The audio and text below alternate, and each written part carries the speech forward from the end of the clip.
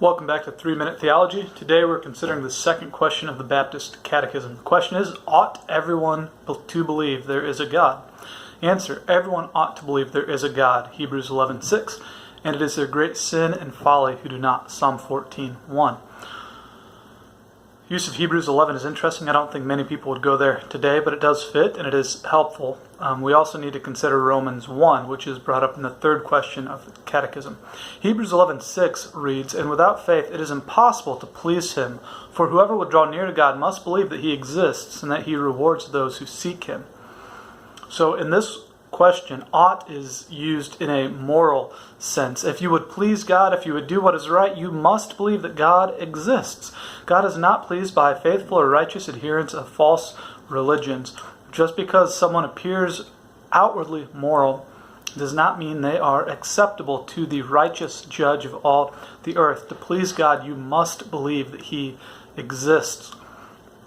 Not only is belief in God a moral imperative, it is a logical imperative. Those who do not believe there is a God are guilty of great sin and folly. Psalm 14:1.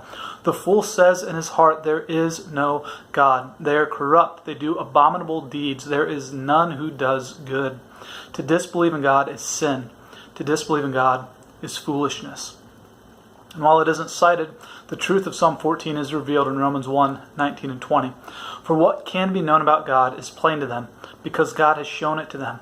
For his invisible attributes, namely his eternal power and divine nature, have been clearly perceived ever since the creation of the world in the things that have been made. So they are without excuse. Scripture does not accept a category of people who sincerely doubt the existence of God. Scripture says that given the light of the created world, everyone knows that God exists. And they know at least something of his nature and power.